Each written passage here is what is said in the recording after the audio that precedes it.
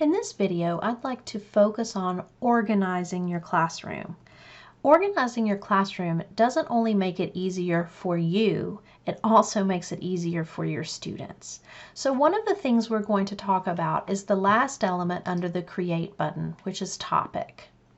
So what are topics? Topics are ways that you can divide your content into sections. So your classwork tab is no longer one long string of work, it now is divided into sections. So I'm going to create my sections according to the novels that we're reading in our class. However, many people use topics in different ways. Sometimes they use units for topics, or they may divide it by weeks. It really doesn't matter how you choose to divide it. What matters is that you are making your classroom organized and helping your students be able to find content more quickly. So here's my first topic, Charlie and the Chocolate Factory. So I'm going to add that, and you'll notice it makes a category. Right now, there's nothing in that category, and that's okay. I'm going to go ahead and create my next topic. So my next topic is our next novel's title. So after I've added the topic, I can click Add, and now I have several sections. Now, there's several ways that you can do this. A lot of people prefer dragging and dropping just because they think that that's easier. So this chapter 1 reflection, if you'll remember, was about Charlie and the Chocolate Factory. So I can actually drag and drop it under Charlie and the Chocolate Factory. These novel resources were for Charlie and the Chocolate Factory as well, so I can drag those, and I'm actually going to put that at the top so the resources come before the assignments. That's one way you can do it. But here's another way that you can do it. I just recently created this chapter 6 reflection. So what I want to note for you is if you look over to the right, you have seen this before and we weren't using it. It's the topic box. As you create topics, they will be listed in the drop-down box. If there's not a topic for that yet, you can create your topic here.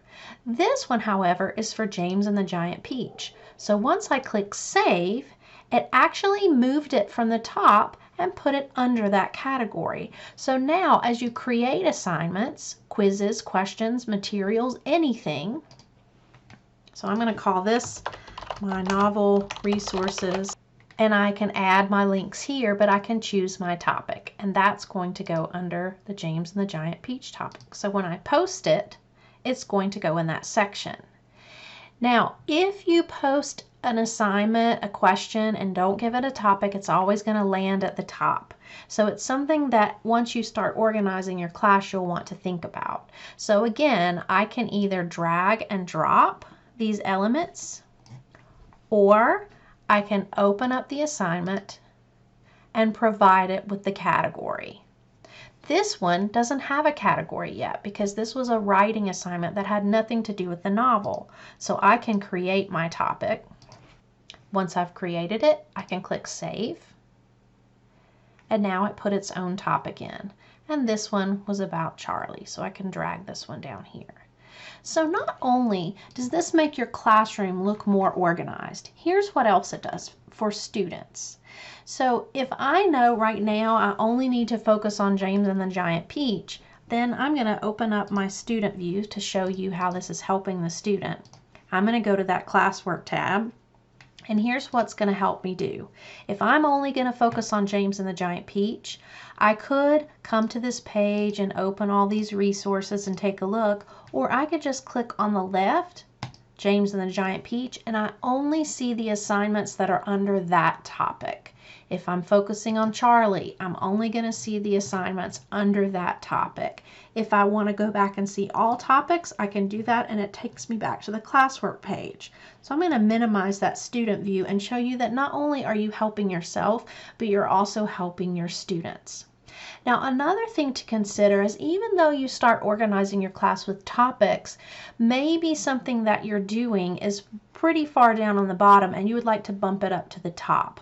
You can actually take an entire topic and move it around.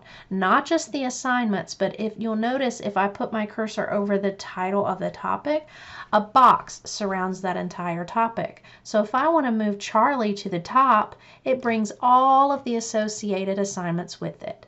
So this is a great way to keep things organized in your classroom by topics, and then keep those topics organized so that it's quicker for your students to find assignments.